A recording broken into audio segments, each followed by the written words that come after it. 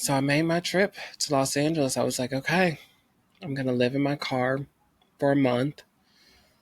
I'm going to work and I'm going to save up for a month and I'm going to move into a place.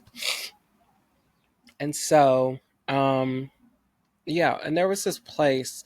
I was like, if I can't get into a roommate situation where I'm moving to my own place, there was a place while I was doing my research my research for going to LA.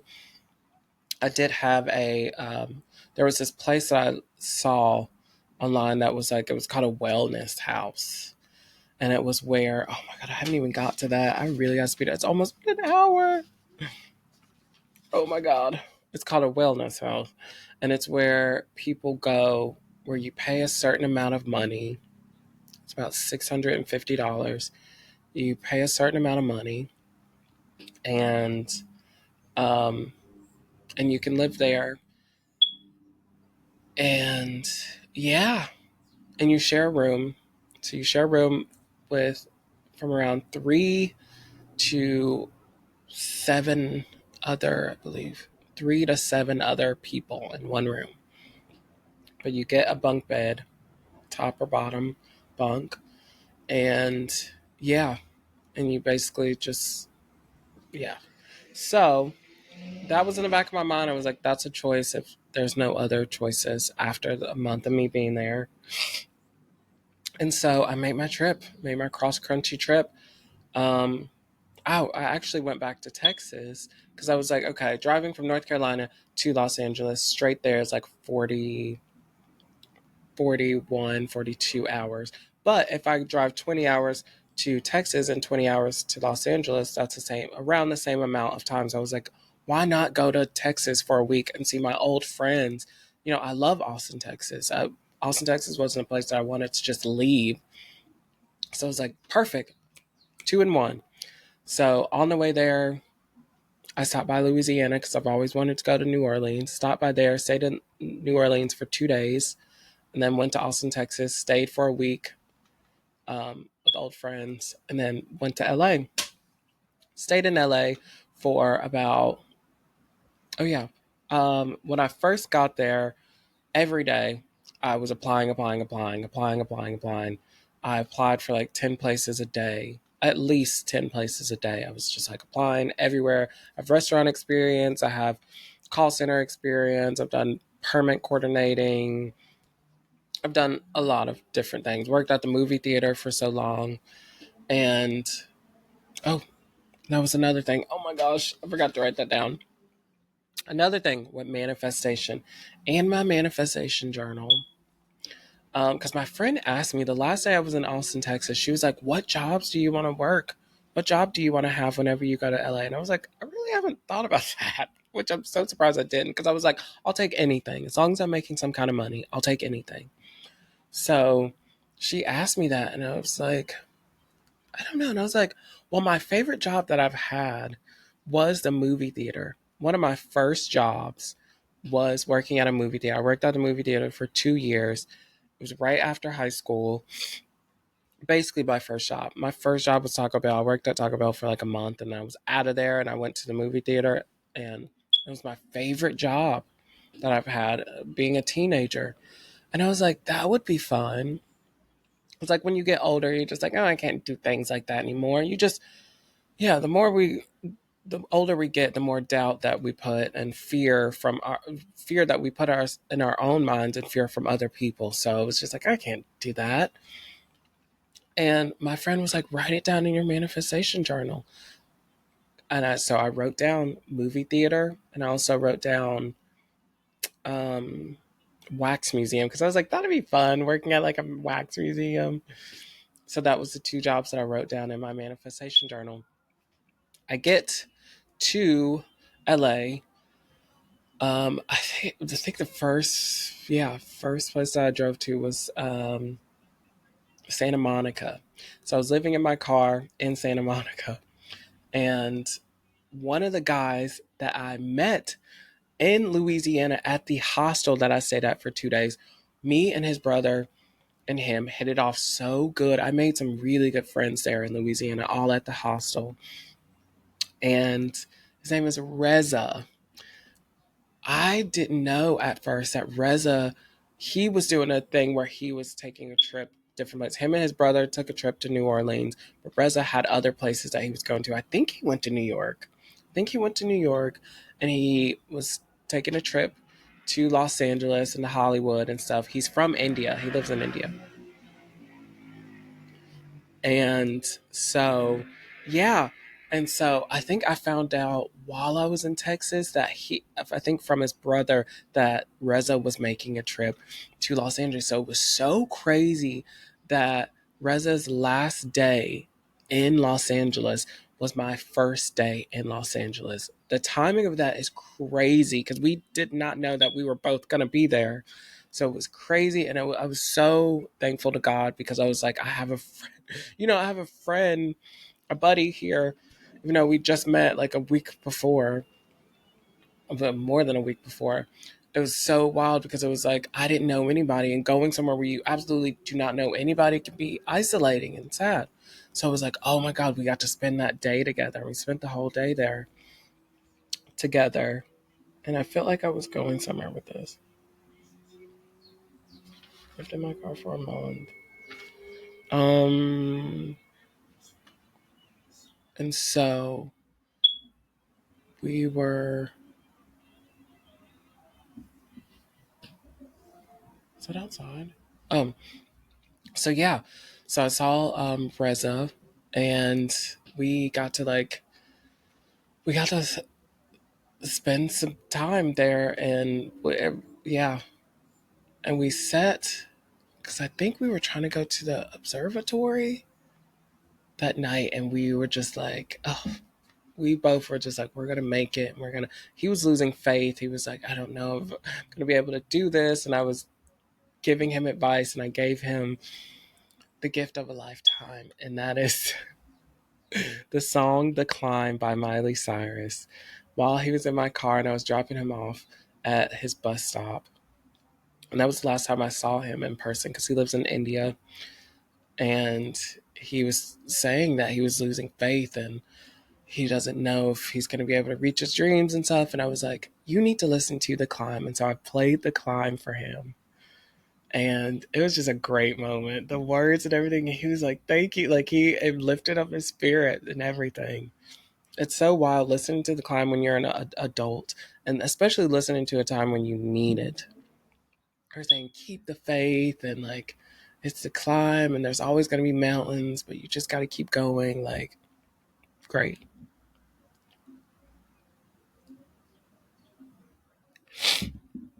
So, yeah. And so, yeah, Reza left. I lived in my car. Um, I feel like I was talking about a synchronicity or something else happening, and I totally forgot. But yeah. And so a few days after I was like living there, I was just driving around to different spots. And a few days after, because I applied for so many places, and I got a phone call from a staffing company that was just like the Breeders' Cup, which is this, it's basically like the Kentucky Derby, but it's in California. It's called the Breeders' Cup. And they were just like, we need staff there. Like, we saw your application. Would you like to work there? I was like, yes. It was for 3 or 4 days. I think it was 3 days. And so I was like, okay. There was, I think they said just wear like a black shirt, and yeah, black shirt. I think black on black. And so I got the directions and everything, and I went to the Breeders' Cup, and I worked there. I met Toby Keith, which is, I'm so blessed to be able to meet. I have a picture with Toby Keith before he passed away. He was really skinny. He got cancer. He was really skinny, but I was so glad to meet him. He was so nice. And I worked the Breeders' Cup, and that was one of those times. I think that was, while working at the Breeders' Cup, was the first time for me where I had a moment where me just stopping myself on this like spiral of being like, why is this happening to me? Oh my gosh, blah, blah, blah, blah, blah. Just like really over, like flooding myself with all of these like negative thoughts, and just being like, I need to just put my trust in God. I need to trust where He is trying to take me with this. Everything happens for a reason. That was one of my first times that I had a moment like that, and I was at the Breeders' Cup because I hit it off so good with the two girls, to two women that I was working with.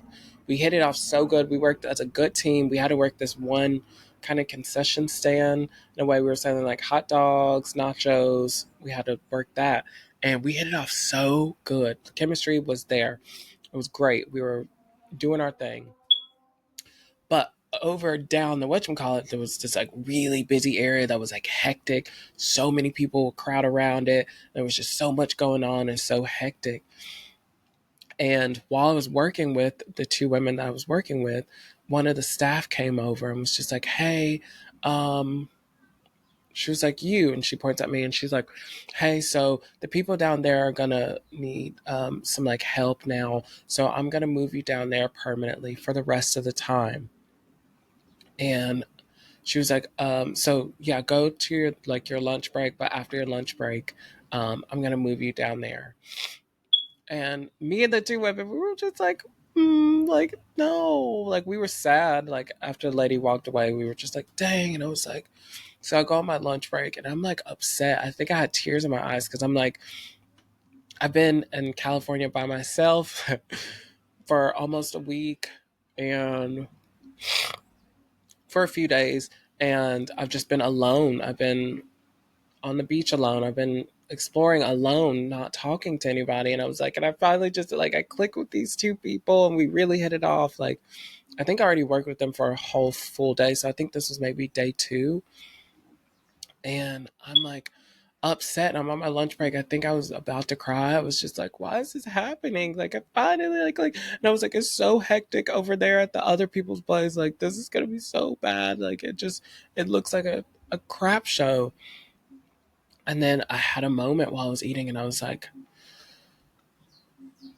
God, God could be opening a door for you right now, or there's a reason why you're being sent over here. God wouldn't do this just for the heck of it, just like, let's just spice it up a little bit and just where you're comfortable and where you're doing good at, we're just gonna move you over there and we're gonna screw it up for you. Like, no, God is not like that.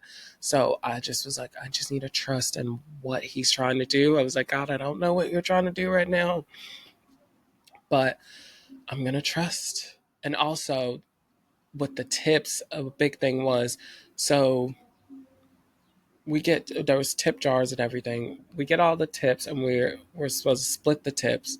And so where I was before, it was me and two other people. So we split the tips with three of us. The place where they were trying to move me to, there was already like 5 or 6 people. So then you have to think about that too. It was a busy area, but there's also 5 or 6 people, and then including me splitting that. So it was just all of that. And I was like, whatever you're trying to do, God, I'm just going to trust in what you're trying to do. I'm okay. And so by the end of my lunch, I was like, I'm going to go in there with a positive attitude. Here we go. I get back from the break, and the lady, one of the staffing ladies, she was like, hey, so actually, we got it covered over there. You'll be staying where you were before. Like, we got it covered. You're totally fine to go back to where you were before. And oh my God, this is so crazy how I'm like so itchy. I was like, oh my gosh, that is so wild how I was literally like, me just sitting back and being like, whatever you're trying to do, God, I trust it. This is going to be great. Whatever outcome this is, me sitting back and just putting my trust in God and putting it in his hands. He was like, I got you. And so I got to go back and we had an amazing rest of the few days that we were there. We got a pretty good tip and it was great. It was great. And that was my first working experience in California. And then, oh my God, this is so crazy how much I'm like, oh my God, because now it's going up to my eye. Oh yeah, also my hat. This is a hat that my sister made because she used to make some really cute, inspiring clothing. And I don't know if it's backwards. How I'm recording, it's backwards, but I don't know if it'll be flipped. But it says, keep glowing, keep growing. And so, yeah, hopefully one day she gets to go back to making stuff. Hopefully I can help her one day. I'm going to manifest this now that I can help her get those dreams back up and going of her continuing to make stuff. But so yeah, I was like, whoa, this is crazy. That was, I think, maybe my first moment that I had where I was like, I'm just gonna trust in you, and him rewarding me like, because you trust me, here you go. So yeah. Um oh yeah. And so Breeders' Cup was over. I was still applying to places. I was like, okay, now I need something more permanent. That was a temporary position that was only lasting 3 to 4 days. And so I was like, I need something more permanent. I'm still applying to places. First place that called me in for an interview was a movie theater called Regal. I think everybody has a Regal around them somewhere. But the movie theater Regal gave me a call, and I came in for an interview and they hired me on the spot. So I got, yeah, I got a job at Regal, and it was so crazy because at the time during the interview and everything and getting that phone call, I was not thinking about how I wrote that in my manifestation journal that a movie theater is where, um until afterwards. And I was just like, oh my gosh, I think I was looking at my manifestation journal, I was like, movie theater. But yeah, they hired me and I started working at Regal. um yeah, worked at Regal for, I think it was the first paycheck that I got. I moved into the wellness house. Oof. I moved into this wellness house. I did not know there was going to be so many people that were really bad addicts with drugs and alcohol.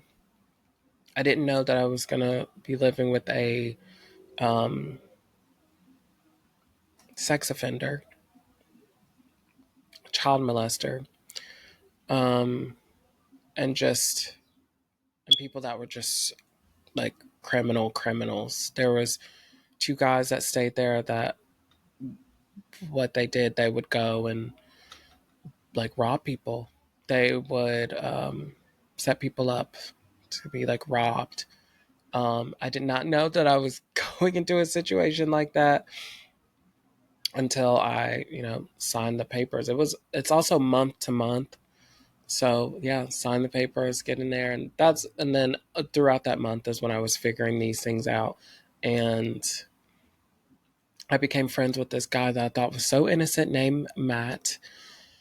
Turns out he was not so innocent. I thought he just had had autism, and I found out later that he was like addicted to meth, and that's why he would leave and come back and be like sweaty and just like being very weird towards everyone. And then I found out that he had a crush on me, and his cousin came around. His cousin moved to that area. I don't know if how long his cousin was staying there, but all three of us would hang out. And he got jealous of me and his cousin hanging out. And one day, Matt stole my car. I was sleeping, and while I was asleep, he went into my things and took my keys. And that morning, it was so crazy because I saw him that morning. And I woke up not knowing that he had my keys. I woke up, he owed me like $75. And so that morning that I woke up, he was getting his like things together. I did not know he was taking his things to leave the house like for good. And I guess his plan was to take my car and just drive my car to another state. Like he was leaving. And so I woke up that morning while he was putting some stuff in a bag. And I was like, hey, do you have that $75? I think that was at the point where I was stopped being friends with him. He was being weird. I found out he was doing meth, and he was just being weird towards me and just, yeah. And so I was like, do you have that $75 that you owe me? And he was like, yeah, yeah. He was like, yeah, I'll send it to you now. So he cash apps me the $75. I lay back down, I'm scrolling on my phone, and I get up. I was like, let me get up. Let me go to the gym. I was like, let me go work out. I get my stuff together. And I'm like, where's my keys? I was like, I cannot find my keys right now. And I was really tired. I had work that night before. So I was like, I was really tired. So I was like, maybe I left my keys in my car on accident or something. I was like, oh, I was like, maybe that's what I did. I go outside to where my car was parked. My car was parked kind of up the street because it was like street parking. But there was this parking lot where like the laundromat and stuff was, where I would park sometimes if I couldn't find any parking. And I go outside and I'm like, my car is not in the spot that I left it in. And I was like, oh my God, did my car? I think I was thinking, did it get towed or did it get stolen? I was like, oh my God. Long story short, he stole my car. He stole my keys while I was sleeping. He stole my car. I was freaked out. I went back. I told the house manager. They were just like, what? And at first I didn't even know it was Matt. I called Matt straight to voicemail. Or it was like, this number, blah, blah, blah. Matt blocked me. House manager calls Matt straight to voicemail. And that's when we connected the dots. Matt stole my car. Stole my keys, stole my car. I could not find my wallet. So I was in a straight up panic. I had a moment though where I was just like, they were calling, they told me to call the cops. I was calling the police station. The police station was not picking up for some reason. And then the voice thing was saying like, if your car was stolen or blah, blah, blah, wait on the phone. And so I was calling. They weren't doing anything. LAPD, shame on you.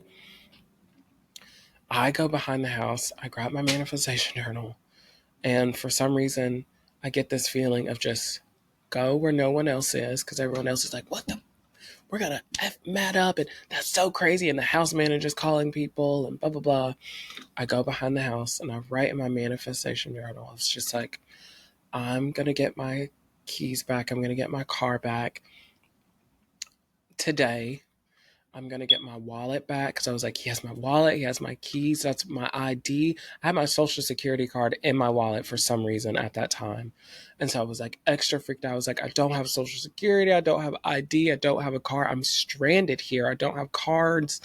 I'm stranded in California. My whole family lives in North Carolina. I'm stranded here. I can't get on a plane without an ID, birth certificate, social security. I can't get on anything without any of this stuff.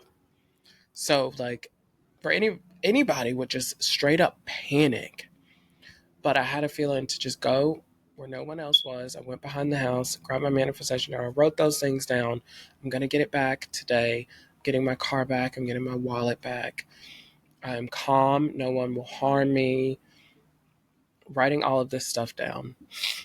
And about 2 hours later, I get a message from his cousin. And his cousin said,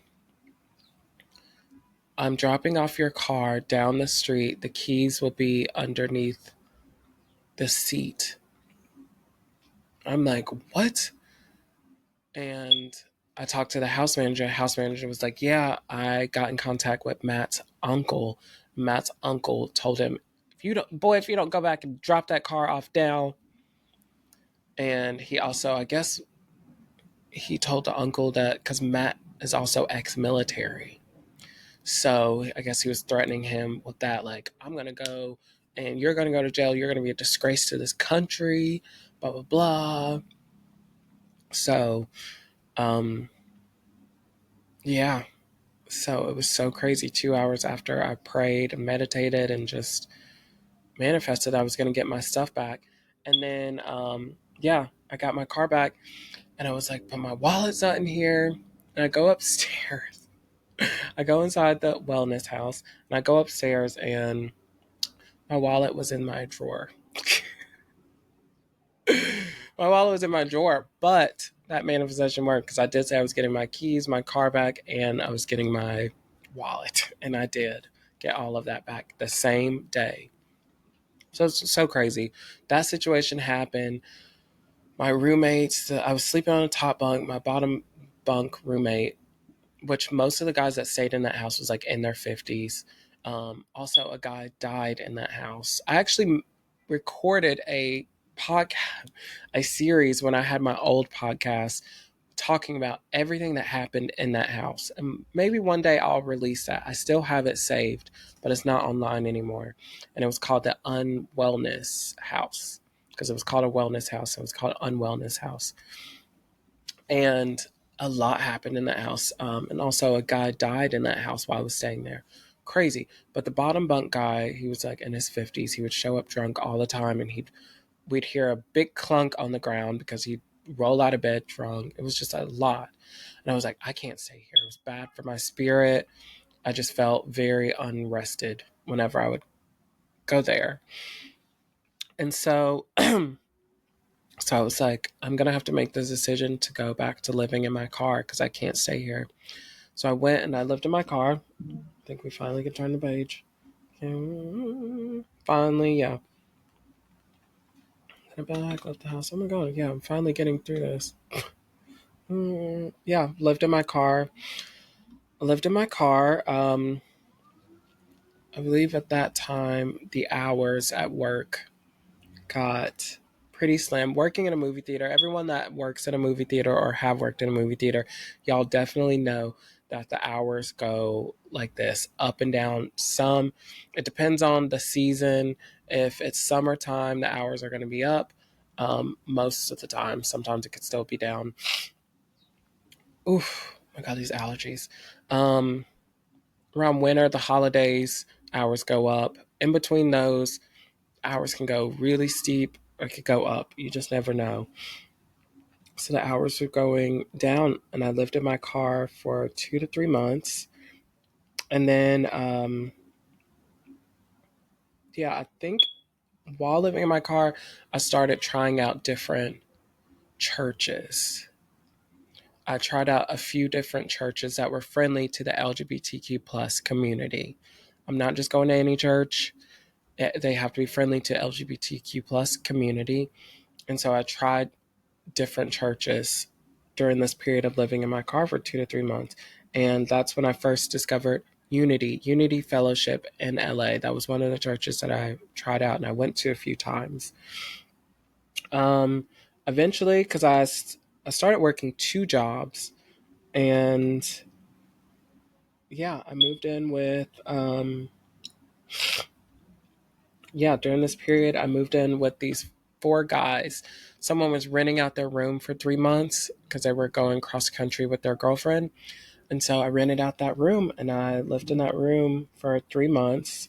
And yeah, I ended up leaving one of the jobs that I was working at. I kept the theater job, the movie theater job, but I left the second job that I had because it was just too much. That was my first time working 2 jobs at once.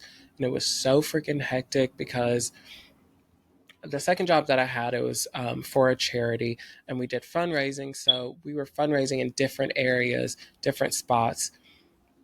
And so going from that and then leaving that job to go to Pasadena, where the movie theater was that I was working at, was a freaking hassle because I'd be in like Silver Lake and having to go to Silver Lake to Pasadena, or I'd be just in East Los Angeles. I'd be in different parts of Los Angeles, and everyone knows that the traffic in Los Angeles is nuts. So yeah, I ended up leaving one of the jobs, and it was so wild. It was so freaking wild because I was like, okay, I'm gonna leave one of my jobs, and I'm just gonna work at the theater because at the time the hours were great at the movie theater. So I was like, okay, I'm gonna leave my job, my second job, and I'm just gonna pick up a lot of hours at the movie theater. Gonna do this, work that full time. Soon as I left the job, a few days after I left the second job, we get an email from our job. The All of us employees get an email from the job saying like, "Hey guys, so for the next few weeks, the hours are going to be very low."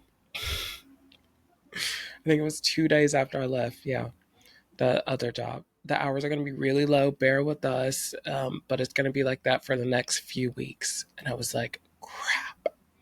I just left the second job. But I was just like, I'm just going to believe God is going to help me. He's going to save me. God's going to save me. Okay, let's speed it up. I was like, oh my gosh, but I was like, okay, whatever it is, God has a plan for me. I was like, I'm just going to trust what's going on. I don't know what's going on because this is so wild that it was 2 or 3 days later. But I was like, I'm just going to trust what God has for me. And that was that situation. Okay. And then, yeah. And so moved out of that place because the guy was coming back. So the 3 months was up. Go back to my car. Go back to living in my car because of the hours. Because it was like the weeks leading up to me leaving that place, leaving the room that I was renting out. Because my plan was I'm going to leave that second job and I'm going to work at the movie theater, save up like 2 checks from that, and then wham, like, or like 1.5 checks. I don't know what the time span of that. And that just did not happen because we got that email. And when they said the hours were low, I think I literally had 6 to 12 hours on the schedule a week for those next few weeks. So it was like, whoa. Um, and during this time, while I'm living in my car again, my aunt reached out